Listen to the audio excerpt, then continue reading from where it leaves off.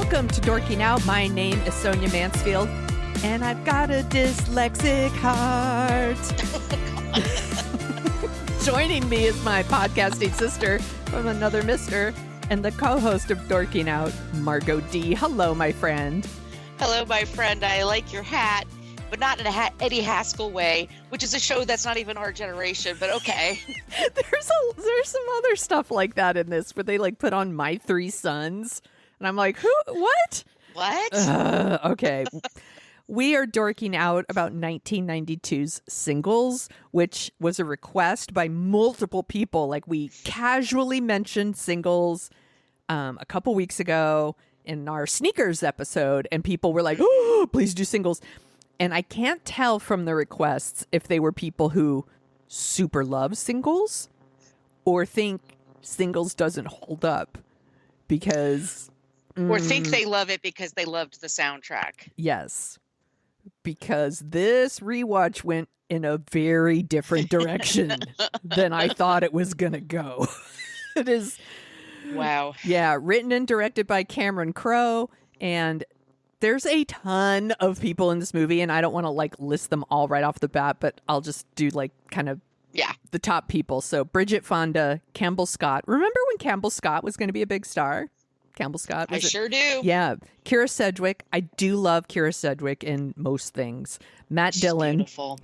Beautiful. And Bridget Fonda is adorable. Everybody drink.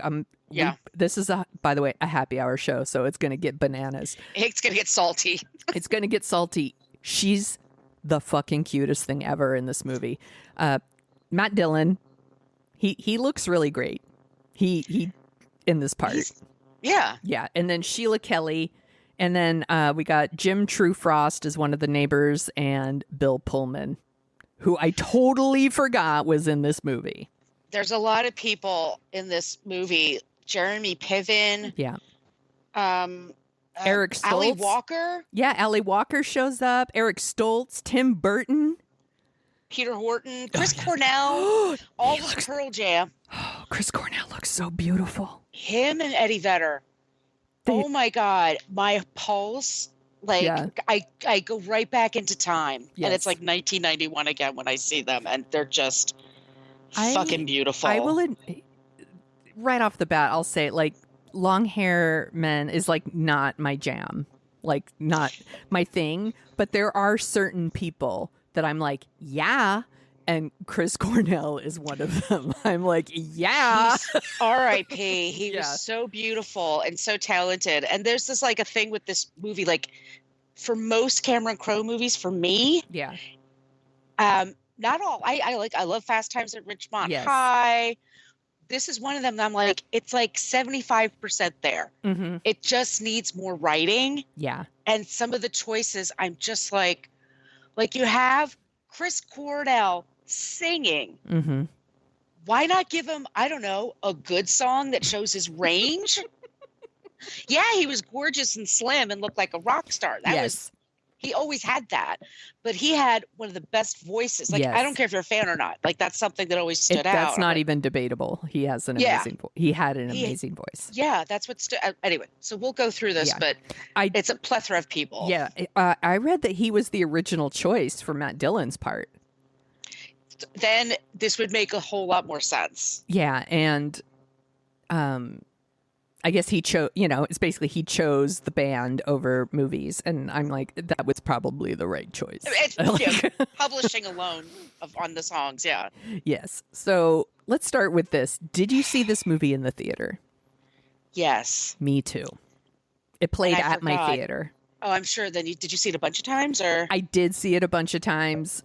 I saw certain parts over and over. And, the soundtrack came out. So for people who are a little younger, don't know, grunge was like a certain style of music and it led into like fashion and things like that. And it happened so apparently they started filming this movie and like right after they finished filming the movie, Nirvana's Nevermind came out and that album like fucking blew up. It like exploded the music scene because it was all hair bands before that. It was all Warrant and Poison. and all of that. And then Nirvana's Nevermind comes out and everyone was like, what the fuck? And it like just blew everything up. And this movie, for a lot of people, felt like it was almost like cashing in on the grunge movement, but it actually was filmed right before it. So yeah, I mean, it's so I lived in Northern California, so did you. I was going to college then, and there was like I remember I was dating someone that was really into music, and he was into a band called Tad, and everyone fucking loved Tad. And I was like, don't know okay. Tad. Tad is in the movie. He's the guy that Bridget Fonda calls up and goes, I don't know who you are, but I'll come right over. That's Tad. Oh, okay. From the band Tad. Yes. They were fine. But I went to see them, and Nirvana opened up. Oh, my god! This is like 1990. Yeah. I was like, I think this band is really good. And people are like, oh, yeah, they're good, but Tad. I'm like, people don't know what you're talking about. So sometimes I catch on to things early. Yeah. But Nirvana was a case of seriously, a video comes out and everything fucking changes. Yes, absolutely. Yeah. And let's make this clear. Margo is like, still is like a rocker chick. So this is like 100% Margo's jam. I liked grunge, but I would say I was more grunge adjacent. Yes. I'm more of a pop hip hop girl. So, but I was into the style for sure. I had like flannels I like to wear, and like flannels. I had like a flannel skirt and boots and tights. And the truth is, I still wear that shit. So that's like I wore changed. Black tights under denim shorts. Yep. With like the stomper boots. Mm-hmm. Yeah, I had different kinds of hats. Yep. Yep. Black chokers. Yep. Yeah, I had all of that stuff too. And I had kind of a red bob at the time. Like, actually probably not terribly different than what I have. I was just going to say. Like, oh my God, I'm the same. I'm kind of the same too, except my hair was really curly back then. I get it straight now, but it's pretty much that was me. Like the friend of Kira Sedgwick in the movie. That's kind of who I was. Yeah. Okay. Yeah. I was going to ask you like if there was a character you related to the most when you saw it at the time, and if there was a character you relate to now. Yeah, the friend of Kira Sedgwick, because at the time my best friend was Kristen. We worked together at the mall, and she was stunning. Like super, super beautiful. So everywhere we went, guys would like be nice to me so they could get close to her. Yeah. And so I know what it's like to have like a beautiful friend who's also really cool and nice and everything. But I know what it's like to be around someone that gets that kind of attention. Yes. I'm like, I actually wrote that friend down too as the person I could relate to, because I also was that kind of person, but not quite the rocker chick. But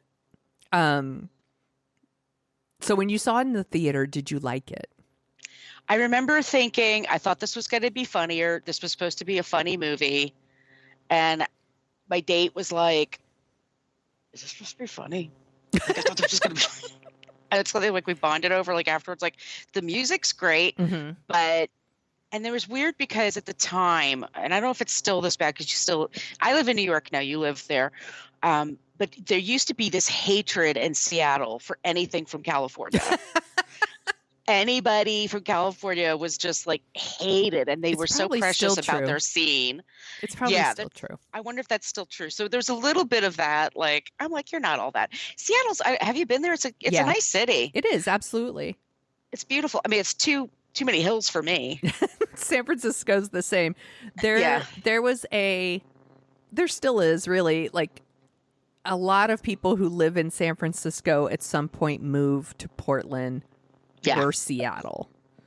Like, it's a little bit more affordable than San Francisco, and it's progressive and similar in the hills and all of that. So I know that there is a huge thing, especially in Portland, of people who are like, oh, because all these San Francisco people move to Portland. It's a thing. Yeah.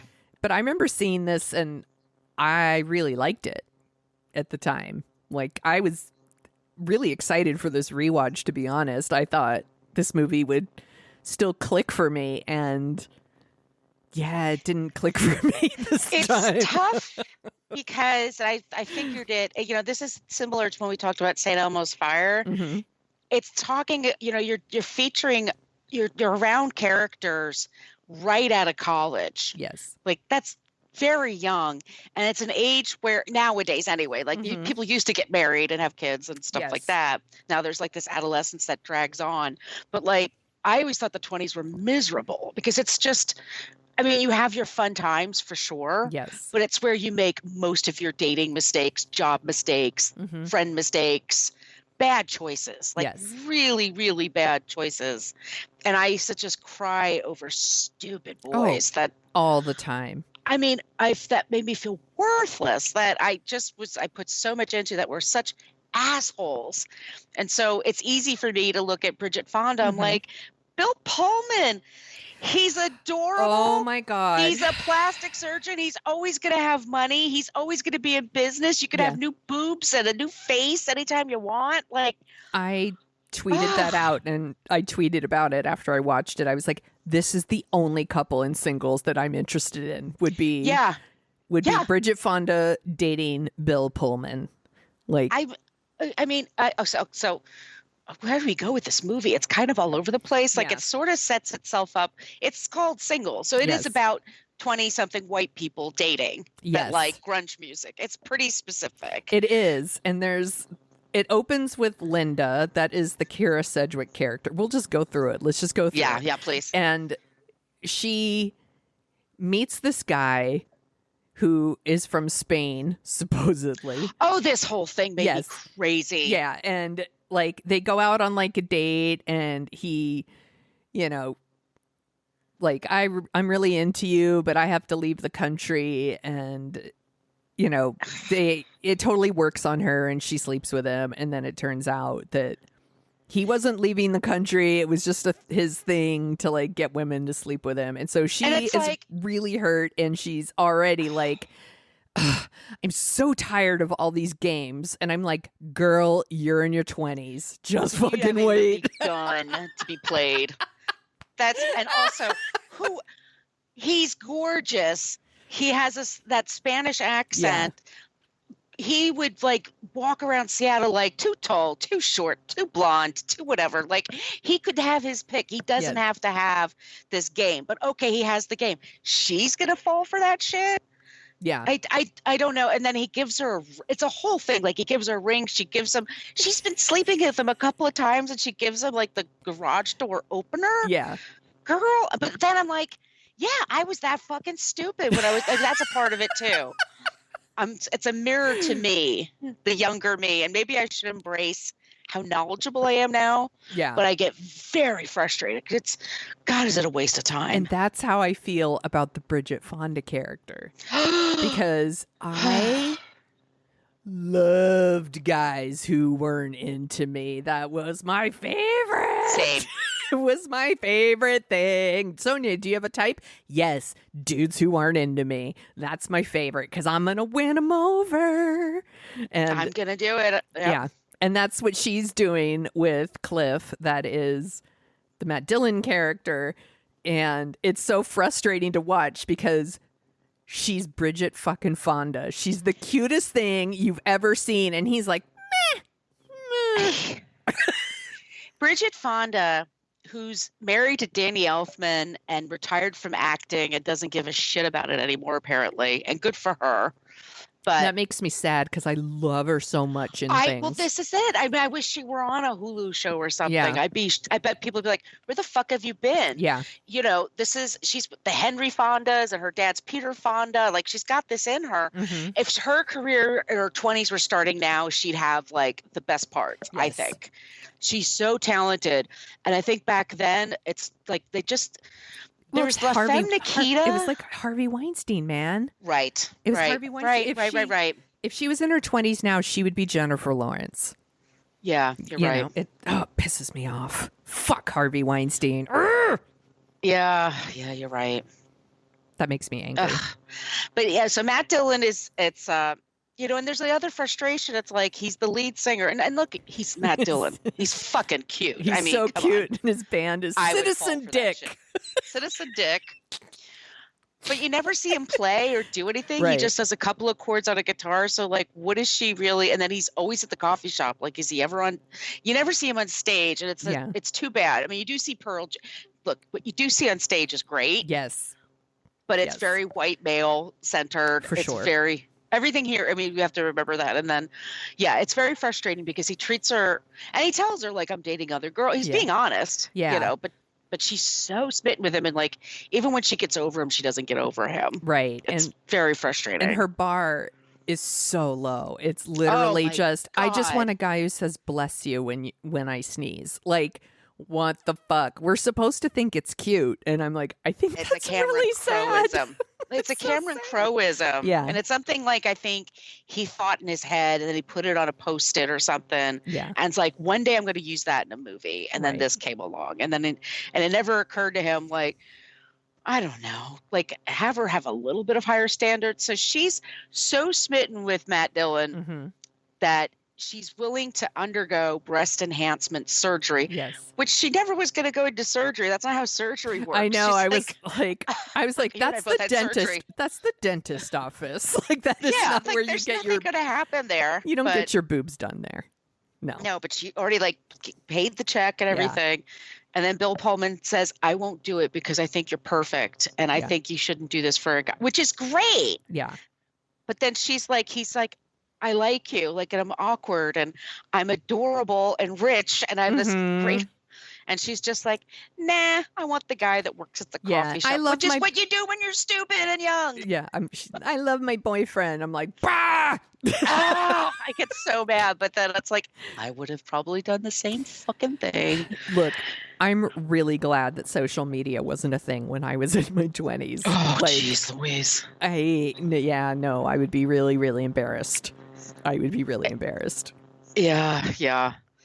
So that's that couple. Yeah. So then we have, so Linda is the Keira Sedgwick character. She's all like super hurt, doesn't want to go out with anybody. She's super paranoid that people are going to hurt her. And then Campbell Scott is a thing that people were into in the early 90s, and he's fine. I don't mean to shit on Campbell Scott, but no, he's fine. He's fine. He's like he's also like recently broke up with someone, and he sees Keira Sedgwick, and he's like instantly like in love with her and tries his like game on her. You know, his like, I don't really have an act.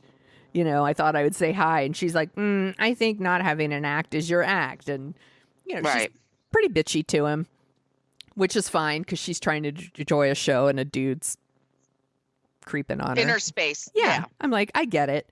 But they like meet up at a magazine rack after the show, and they have a conversation, and they're hitting it off. And like there is this thing about this couple where they're both these like idyllic 20-somethings where it's like she works for a environmental nonprofit and he works for the city. Yeah, maybe? like the DMV or something. And he's like, he wants a super train. Yeah, he wants the city to work on their public transportation issues. He wants to get people out of their cars and into his super train. And it comes up a lot, his super train. So they remind me of people I knew in my 20s too, in that you have this idea of I'm going to change the world, or I'm going to make I'm going to make the world a better place, LOL. And then, you know, they'll get to their 30s and low pay and long hours are shitty, and they'll get regular jobs. By the way, I totally lumped myself into that. I was like, same. I was a newspaper girl. I was like, I'm looking to like, you know, put out the news and like educate people, and it's important that the truth is out there and all the blah, blah, blah. And it's like, oh, I hate low pay and long hours. Yeah, I worked in book publishing. Not exactly like the high paying place either. I mean, I'm going to help publish books. Turns out there's a lot of shitty books that get published every year. Yeah. So go ahead. They meet and they're having this relationship. And it's very awkward. It's a lot of awkwardness, which is what it is when you first meet somebody and you're becoming comfortable with them. But it kind of takes a while for them. And then they do get together, and we have a sex scene and everything. Yeah. And then all of a sudden they're hanging out. They like each other. And then instantly it's like, I'm late. Yeah. My period's late. Mm-hmm. Yeah. And then they discover she's pregnant, and he's like, I'm going to marry you. Mm-hmm. And I've known people that have had this happen. Like, and sometimes it works out. Sometimes. Yeah. I just felt like the movie kept bringing them together and randomly splitting them up for so he wants to date her, but she is really hesitant because she is really hurt. But they're kind of hanging out, which is, once again, super relatable. I think a lot of people do this. Like, they did that then, they do that now. It's a normal thing. Like, you're looking to like get comfortable or whatever. And I remember in the movie, she actually says, like, I thought I'd meet someone in college. I would meet this, and I wrote it down, the perfect combination of Mel Gibson and Holden Caulfield. And I wrote, well, girl, that's your first problem. Like, there's a lot going I was like, you don't want any of that. And then she meets this guy named Andy, and that's James LaGrosse. And he's like sensitive ponytail man, right? That's what they call him, like with the round glasses and the ponytail, which, by the way, totally dated that guy in college. Absolutely. Once again. But she's so afraid of getting hurt that she just keeps pushing Campbell Scott away. And honestly, it just gets annoying to watch. Well, so he keeps at it. Then they have sex. And then he doesn't call her for 4 days. 4 days. I'm like, 4 is terrible. I'm like, that seems like a long time I was like, maybe I'm a prude, but I was like, 4 days seems like a long time. Yeah. Yeah. Especially because you were such hot pursuit for her. Yeah. So that was weird. Then spoilers, by the way, we're going to just spoil everything. They get in this smash up car accident. And what the fuck is that? Why? In order for her to not have the baby anymore. So it was this carrot that was dangled in front of them and then taken away. And now they have to decide, are we going to have a relationship, or was this is this a sign and it's not now? I don't know. She completely, is bereft and falls apart and stops going to work. And then she goes away for a work trip for a month. And then Campbell Scott, what the fuck happens? Like, all of a sudden there's garbage all over his apartment. It's hoarders. It turns into hoarders. Let me say this. I fucking hate that they did this whole, like, she's pregnant. Let's progress the relationship now that she's pregnant. Which, by the way, I'm not saying this doesn't happen. It totally happens. And, they're like, let's get married. And then it's almost like the movie didn't really want to deal with that.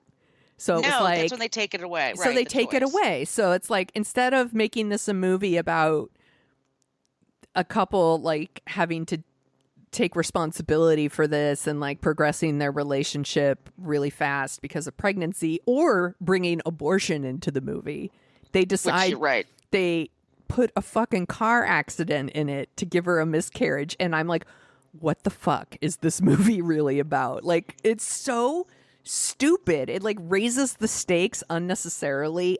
Right. I hate it. I hate it.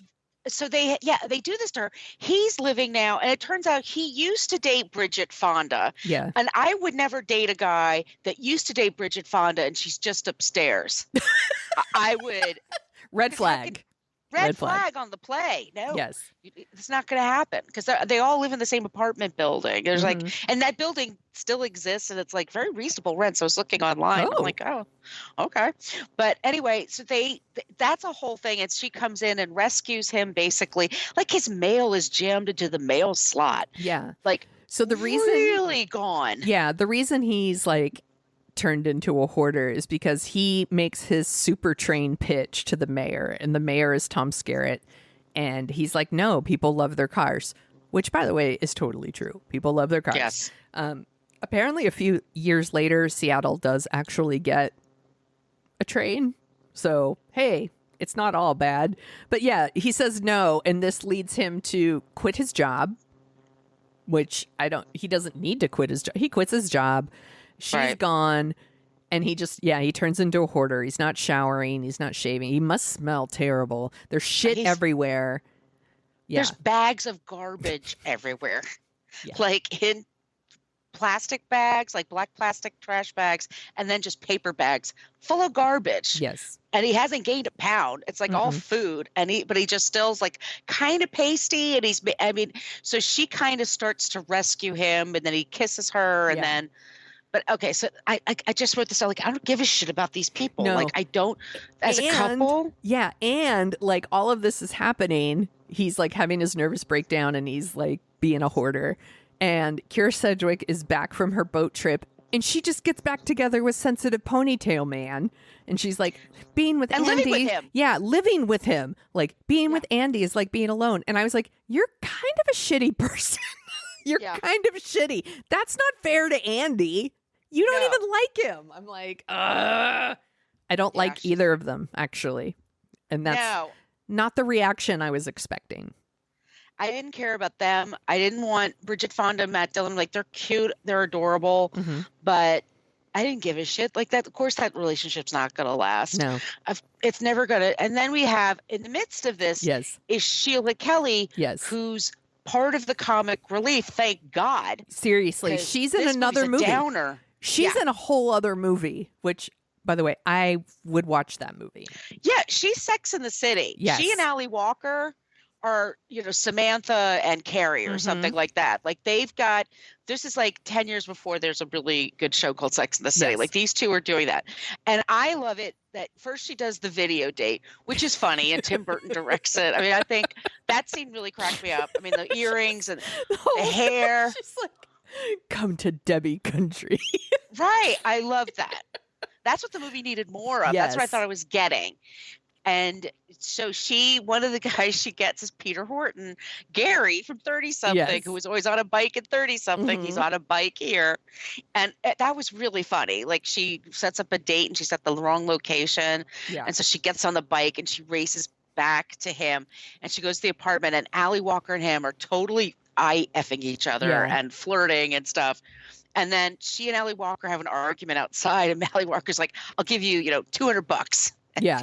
I'll take them. It's just, no, they're like wagering down, which I love. Like, that's exactly what he deserves. Yeah. There's a whole thing with, like, she goes in to film her dating video too. And she's like, I have these looks all picked out for my video. And it's so funny. It's like Edie Sedgwick or like rich heiress on a yacht. And she's like doing all these. It's a totally different movie. Right. And it's so fun. And then, it's like the woman who's running it is like, truth, I'm going to make men die at your feet. And they're going to get Tim Burton, this guy who's not Tim Burton, but Tim Burton playing someone else. Mm-hmm. Like, he's totally the next Martin Scorsese. Right. That was funny. And that was like genuinely, and like I was saying to you that Sheila Kelly, like, didn't she make a stripper movie or something? Yeah. And then, I'm like, what was that movie called? Oh, Dancing at the Blue Iguana. Yeah. She had a whole business for years. She wrote a book, and it was how to use a stripper pole. And she was one of the first people, like, to normalize it. Like, you have it in your bedroom and you strip around. And my friend worked on this book. And she said Sheila was quite a character. Like, very high maintenance, very, Yeah. Which, anyway. But to see, because she used to be on LA Law. Remember that? She was on LA Law for a little bit. Yes. So that's where I knew her from. But she's funny. She's in a whole other movie. Pearl Jam's in a whole other movie. They're actually funny. And they are. And doing their own thing. I love that there's the whole thing where Matt Dillon asked them to read only the good parts of the review. I'm like, that scene is funny.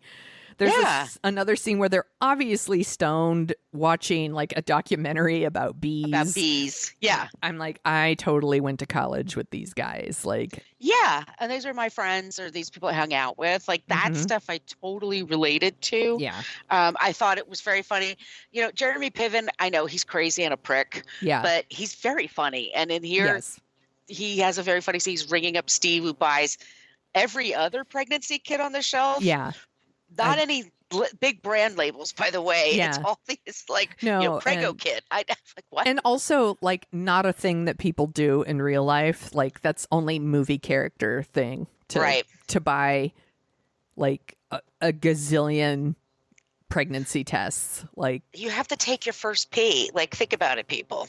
That would be a lot. There's so much that's going on. And they don't. Also, Sheila, who's like very pretty, and they make her just ridiculous. Like the clothes she wears. The clothes in this movie. God, did this bring back really weird memories? I remember sun tanning, wearing black tights and shorts. Like I was that asshole. Like You're not an asshole. Oh my God, it's.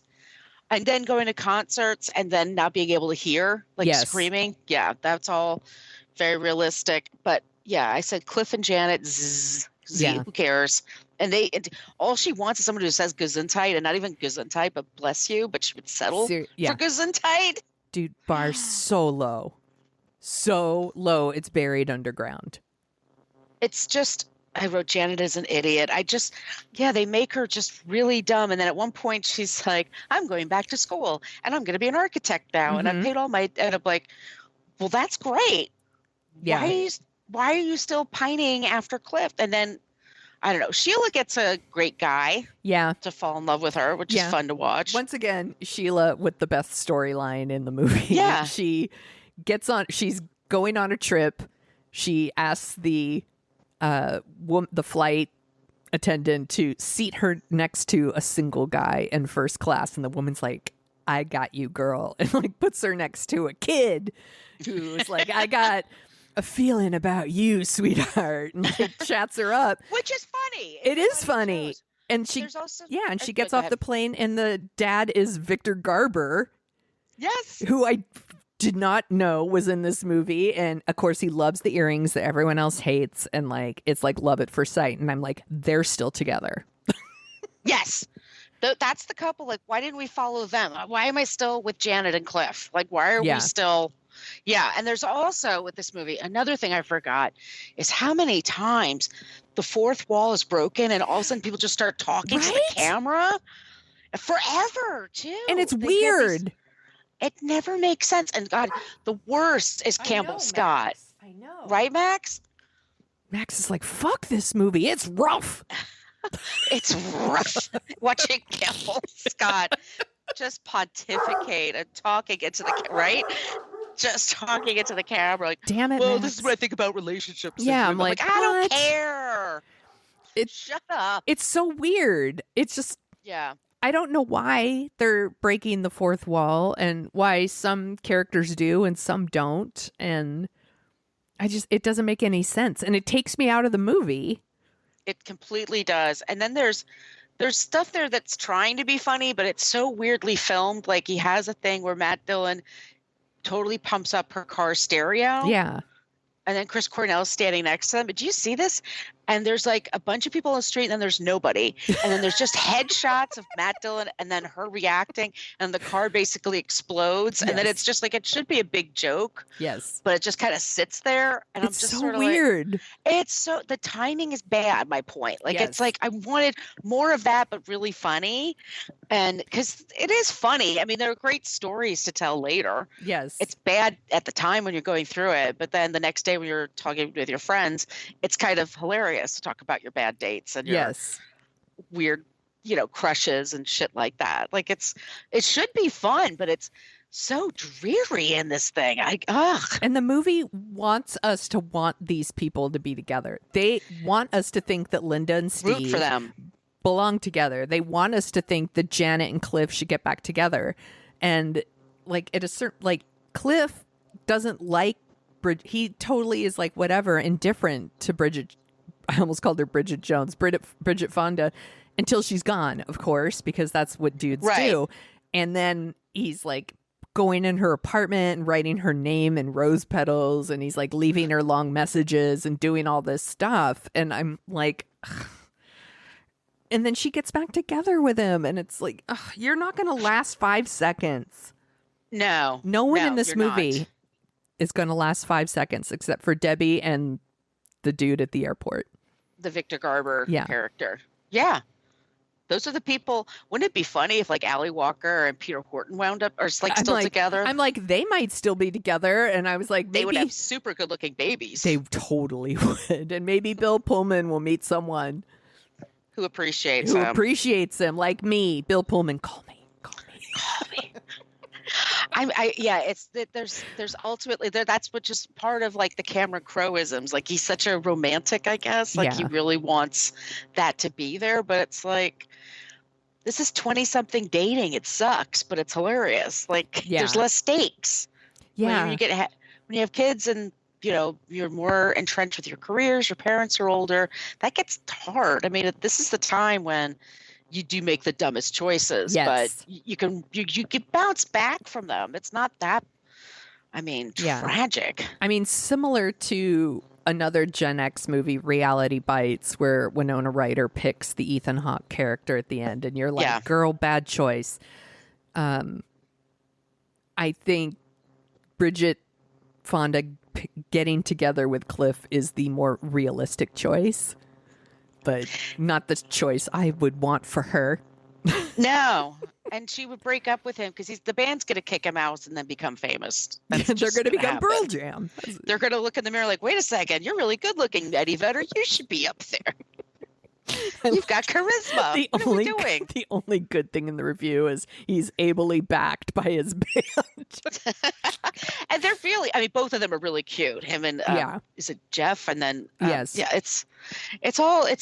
there's little things here and there. And it just was timed perfectly, which I understand they didn't expect it to.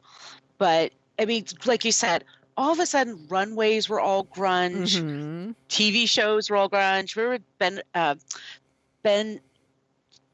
Oh, God damn it! Ben show not Shapiro. Not Ben Stiller. Affleck. Ben Stiller. Ben Stiller show. He had a thing. It was a goof on the Monkees called the Grungies, where they would like. Remember that? Yes. Like that's what I wanted. Like more of like making also just like satirizing the culture a little bit because people got very precious about it too. Absolutely they did. I'm going through my notes to see if there's anything else. La la la. What was your favorite song on the soundtrack? Wood by Alice in Chains. Yeah, because I'm a rock chick and you are, and I love them. Yeah. R.I.P. Lane Staley. That stuff is so sad. Mine is, I said it right up top, I'm such a pop girl that Dyslexic Heart is my favorite. But I also really love Drown by Smashing Pumpkins. That's good too. I'm like, that one I really, really like too.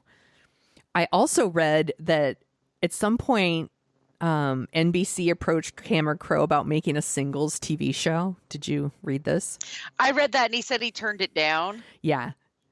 And then it became Friends. And couldn't you use that money now, Cameron Crowe? Maybe he could. I don't know. He's probably fine, right? He's probably still making money. I don't know. What do we say? Cops, firemen, and Park Slope. So I also read the runner-up for the role of Debbie Hunt, the part played by Sheila Kelly, Paula Abdul. Apparently she was real close to getting it. You know what? I bet you she would have been good. Yeah. Because I think she's wacky. Yeah. I think she would play it straight and then not realize that it's a goof. I could picture that. By the way, I'm endlessly entertained by Paula Abdul. I think she's adorable. Everybody drink. She's adorable. Do you remember her reality show? No. She had a reality show and it was all about, I don't know if this was before or after American Idol, but she got really mad at like her 4 assistants because she was going to be, her big thing was she was going to be in the Bratz movie. Like that was going to be her thing to choreograph. Sorry, I was drinking my beer. I almost spit take. Okay. She gets really upset, and then Paula Abdul says, "I am just really tired of people not enjoying the gift that I am." I'm gonna get. Calm your tease there, Paula. I'm gonna get that shit printed on a pillow. You got to find it. Look it up on YouTube. It's something along those lines. But yeah. I also read Jennifer Jason Leigh was originally cast in the Kira Sedgwick role. And she would have been great. Yeah. Yeah. Right. Jodie Foster and Mary Stuart Masterson were also considered for that role. Jodie Foster's way too smart. I would never. Right? She wouldn't. I would never picture the Campbells. I think she would. He would get on her nerves in 2 seconds. She'd just toss him out. Jodie Foster, as that part, would go out with Debbie Hunt. That's what I think. That's the movie I want to see. Yeah, I'm more interested in that movie. And then I also read that Matt Dillon was originally offered Campbell Scott's role, which I'm like, I could see that. No, but not me. He's too. Actually, I don't know. It's almost like they needed some. I'm sorry, I don't mean to bag so much on Campbell Scott. It's almost like they needed someone really vanilla. He's very vanilla, Yeah. and he's very. They need someone who looks like he's this close to a nervous breakdown. This is just before he. Is this just before or just after he does it with Julia Roberts? Like where he's Dying gonna die? Dying young. God, that fucking movie. Okay. Boy, that sucks. That movie came out before this. I think it's the first time I had You seen. were aware of him? Yeah, I was like, who is that? And that movie, similar to Sleeping with the Enemy, which we also did an episode on, totally made money based on Julia Roberts' hair alone. Yeah, that was her marketing, like her hair and her smile. Yeah. That's all those ads needed. Paul Giamatti's in this movie. Did you notice that? Yes, for like a second. And that's another couple I'd rather watch than Kira Sedgwick and back to Cameron. What's his face? That's his Campbell. Sorry. Yes. But they're on a date having water. What? I know. It's. And. Yeah. And then this couple's making out at the next table, and they're basically humping each other. Yes. Like, I think I got pregnant watching it. That gets a big tongue kissing. But it was funny. I mean, that's what more this movie needed. Like, they're all in different movies. Yeah. If they could have turned up the comedy in the Bridget Fonda, Matt Dillon stuff, and they needed to retool the whole Campbell Scott, Kira Sedgwick thing. And it's, once again, no fault of the actors. No. It's the way it's written. This movie is supposed to be, I think this movie's supposed to be funny, and they're just not funny at all. And then the unnecessary stakes of like pregnancies and car accidents. And I'm like, what the fuck? Yeah. Fuck. Just takes this really dark turn, and it's just like, wasn't this supposed to be the funny movie? Like, that's what the commercials kept like pitching. Yeah. That, Matt Dillon is just kind of this goofy lead singer. Yes. Yeah. They loved, in the trailers, they loved using the thing with the car stereo and it exploding and all of that. Which is funny. They used it in the commercial. But when I saw it in the movie theater, it's just like it goes on and on and on, and it's just like he destroys her fucking car and she doesn't even react. I know. She's like, meh, meh. Yeah. I wonder, like with Bridget Fonda, like her character, like this, what does she really want? Yeah, I don't know. Apparently to go to school to be an architect and build a fountain nobody can sit in. Yeah, waste her time with Matt Dillon. I don't know. None of them stay together. That's the point. No, just Sheila and the guy. Yeah. I'm sorry to the listeners who maybe were hoping that this would be a love fest. It wasn't. I think they need to see it again. Yeah. If they haven't seen it in a while. I mean, if it is your favorite, it's your favorite. There you go. It's just our opinion. Not a big deal. Hey, we all have movies that are like not precious to us. Dude, I was just talking about this with people at work. I fucking love Grease 2. Love Grease 2. Grease 2 is a bad movie. I totally acknowledge this. I love it. I would watch it right now. I love it. So we all like things that not everything's for everybody. Right. That's okay. We have done 92 several times on the show. Yeah. So I wrote down other Cameron Crowe movies. Oh, please. So this should be fun. We already did an episode on this one. Fast Times at Ridgemont High. Yep. That's a good one. Say Anything. We haven't done that one. Mm-mm. I'm curious. I super loved it. Loved it. Does it hold up? That's what I'm wondering.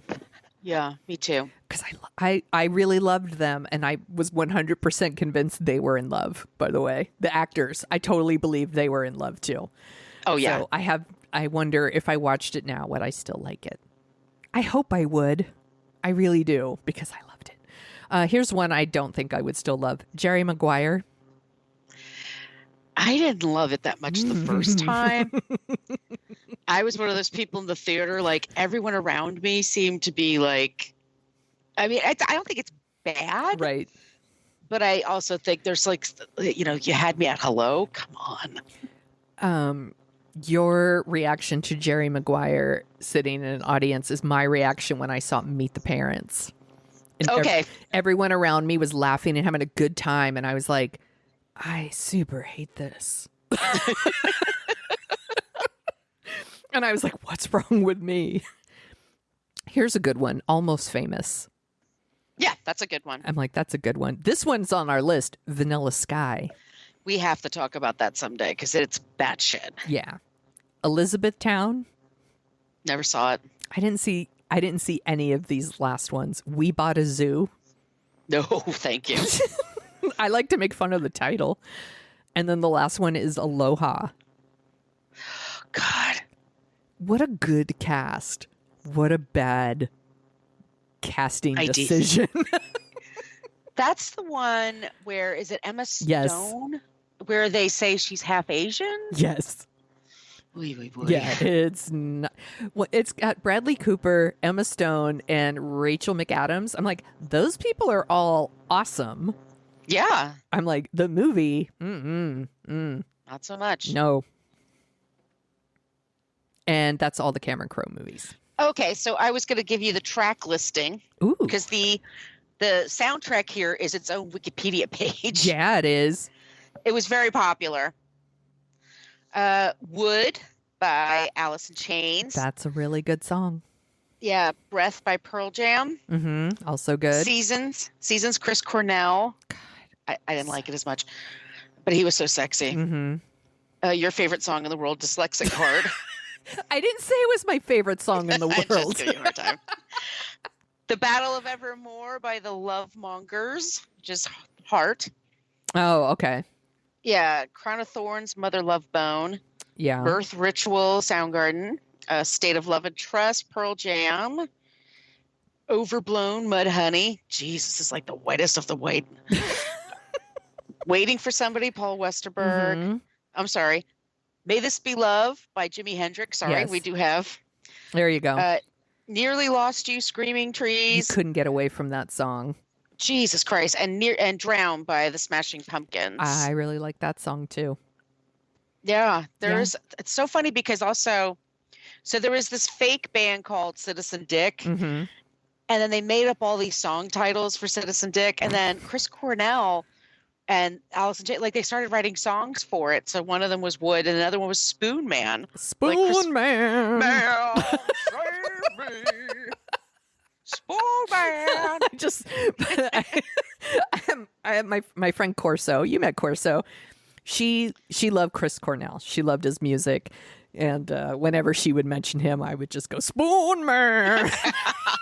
I was just like, black hole sun, won't you come? Oh, God, he was so good. He really was. Absolutely. He was so talented. Oh, R.I.P. Also, the lead singer of Alice in Chains, too. Lane, I think he was 27. Yeah. I don't know. God, they were just, babies. It's really sad. That hurts. Yeah. What else are you dorking out about? I don't know if we talked about it on this show or not, but on Peacock, they have the Joe Montana. Yeah. They're doing a whole series on Joe Montana.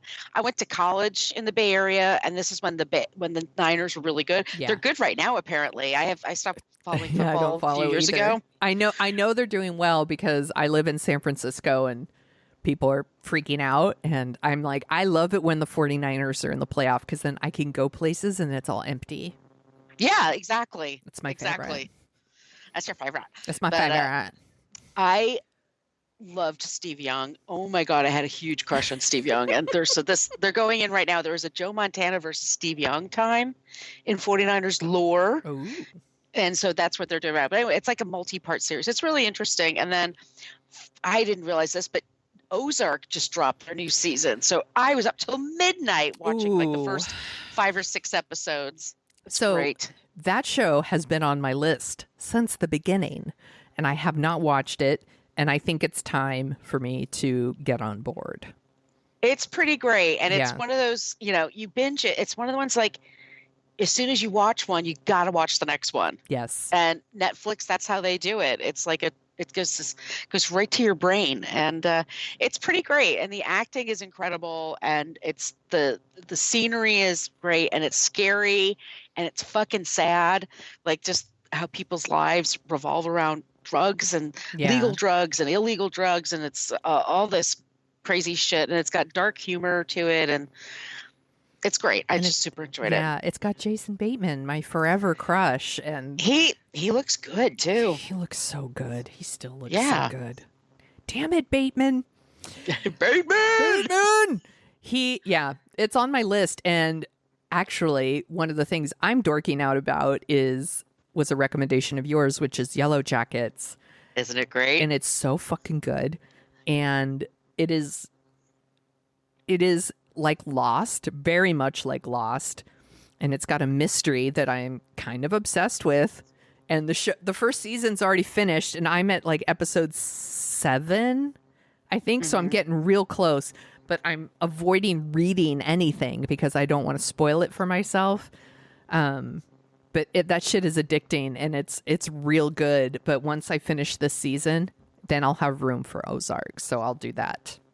Gotcha. Yeah, but it's super, super good. And then I have another movie recommendation that I keep recommending to everyone, and I don't think anyone else is loving it as much as me, which is fine, by the way, because sometimes movies just hit you in the right spot at the right time, and they click for you in a certain way. And I think that movie for me is Spinster. Now, let me tell you how I found the movie Spinster. I was watching Brittany Runs a Marathon on Amazon Prime, which I have seen before, and I think I've even talked about on the show before. I think Brittany Runs a Marathon is a legit great movie, and I love watching it, and it makes me cry happy tears at the end. Like, I'm always so happy for her at the end. I love it. So I watched it, and Amazon Prime was like, you might like Spinster. And I was like, how dare you, Amazon Prime? How dare you judge me? But then I saw Chelsea Peretti is in it, and I really like her. I think she's really funny. And so I watched it, and I really, really, really like it. And I've been recommending it to everyone. And she plays a woman who gets dumped on her 39th birthday by a dude that she wasn't even really that into. I think she was just in a couple because she didn't want to be alone. Mm-hmm. So they break up, and she just is kind of trying to decide, like, she does do some dating, and dating sucks, as we all know. And I mean, I guess she's a better dater than Kira Sedgwick in Singles, but she decides to really. A lot of people, when you break up with someone, you do this whole, like, I'm going to work on myself. We all say that. And she really does do that thing. She's like, here's all the things I've been wanting to do. She gets a dog. She is a caterer. She decides to open her own restaurant. She does the work on herself. And I think she's really funny. I like the movie. I think it's very sweet. It's very small. Does she direct it? No, she just stars in it. I could look up who wrote and directed it. I liked it fine. I didn't like as much as Sonia did, and it could have been like I just started it really late or something at night or something. But I mean, I genuinely like Chelsea Peretti, and I do like a quiet movie sometimes. Like not a lot has to happen. I just want. But you like her, and she's really funny, mm-hmm. and I like the relationship with her brother, and I like the niece. Yes, that she becomes close to. Yeah, and I like that she teaches the niece to be a little bit more assertive, which I mm-hmm. think, as adults now, a lot of women like my sister and I were just talking about this last night. We were just texting about this, that we didn't grow up learning how to be assertive and how to stand up for ourselves and how to speak our minds. We apologize for everything. And now as adults raising girls, we are teaching them, like, you don't have to say sorry for everything. You should speak your mind. You should be assertive. And I think I like the relationship with her and her niece and the stuff with her and her brother, and they go to his comedy show and it's super fucking awkward, and that made me laugh. I fully admit, like, as someone who's going through a divorce, this movie probably hit me in a soft spot that is going to work for me right now. And I really liked it. And I'm curious. No, it's sweet. Yeah, it's sweet. It's very sweet. Yeah, I liked it a lot. On the flip side, I also watched a movie called Jacob's Wife, which is a horror movie. And I think I watched it on Shudder, and it was dope. Okay, that's good. And it stars Barbara Crampton. I love Barbara Crampton. And it's really good. She plays like kind of a quiet, like, minister's wife. And this is not a spoiler, she gets bitten by a vampire. And in the process, kind of figures out who she really is. So in a weird way. Is this a new movie or an old movie? It came out last year. Oh. And it was a recommendation from Patrick Bromley from F This Movie. It was like one of his favorite horror movies of the year. And I was like, all right, I have some free time. And I watched it and I was like, this movie's rad. And I was like, I really, really liked it. It's a good one. I think I watched it on Shudder. So if you have Shudder, but you could probably rent it anywhere. I was also going to recommend, because we just did it for book versus movie, but I was completely charmed, and you told me you really liked it too. Hunt for the Wilder People. Oh, it's so good. It is such a good movie. It's Taika Waititi wrote and directed it. It's based on a story by a guy named Barry Crump, who was a big star in New Zealand. It's set in New Zealand. It's Sam Neill and this kid played by Julian Dennison, and it's like a chase picture. They're on the run, and it's kind of a coming of age story, and it's got Taika Waititi wackiness attached to it. There's some super funny scenes. It's very heartwarming. I can't get the song Ricky Baker like out of my head. Like it's just people you root for. It's the same thing. Like it's just it's a quiet story sometimes. It's just people like being human and reacting like humans would. And that's kind of what I'm searching for, which I didn't get in Singles. Like they don't act like they act like movie people. Yes. Yeah. I loved Hunt for the Wilder People. I'm glad you liked it too. Oh, loved it. Random question. How many more episodes do we have left of Real Housewives of Salt Lake City? I don't know. It's really going off the rails in real life. Like they had they filmed their reunion. Mary M. Crosby, doesn't show up, essentially quits the show. Yes. They're filming the third season right now. Mm-hmm. And then it turns out that Jenny, the Vietnamese American woman, posted a whole bunch of crazy crap on her Facebook page. A lot of memes that are racially horrible. Yes.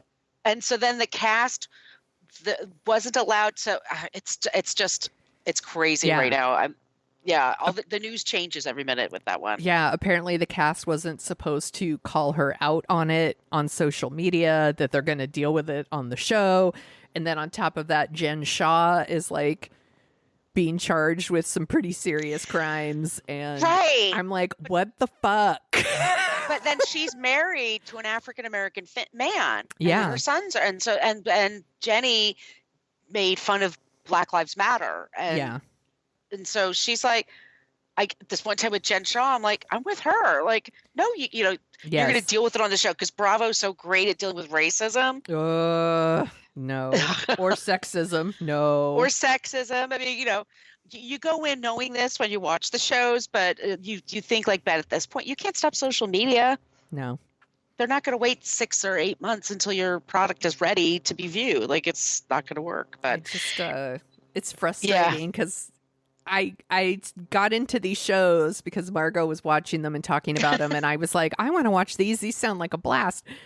And now there's like so much crime and racism on these shows. And I was like, I just want them to get drunk and argue. I think I'll stick to the girls' trips because those tend to be best for that. Yeah. I'm like, that's all I want. I think I even texted you and I was like, less racism and crime, more arguing and wine, please. Like, yes, please. Oh, this was super fun. Where can people find you on the internet, Margo? You could find me on social media at Brooklyn Fit Chick. My site is brooklynfitchick.com. My TikTok is Margo Donahue. And if you like the sound of our voices, and I assume you do, we also co-host a podcast called What a Creep, where we talk about creeps of the past and the present. And then we end every episode with someone who's not a creep. So at the end, you don't think the world is a dumpster fire. And our episode right now is Norman Mailer. And he's a real piece of work. Yep, he was. Such a fucking creep. You can find me at thesoniashow.com and The Sonia Show on Twitter and Instagram and the TikTok. And if you want some stickers, you could email us at dorkinoutshow@gmail.com. And if you want to leave us a review wherever you listen to your podcasts, apparently on Spotify, you can leave reviews now. Just saying. That would be great. Thank you, everyone, for recommending singles. Hopefully this is what you wanted. Please keep sending us suggestions. If it's streaming, we'll try to get to it. If it's not streaming, release Airheads, you coward. Yes, release Airheads and pump up the volume. You fucking cowards. What's the other one? Shit, there's like one more movie in there that it's like Airheads. Oh, Airheads Better Off Dead and Pump Up the Volume. Release them!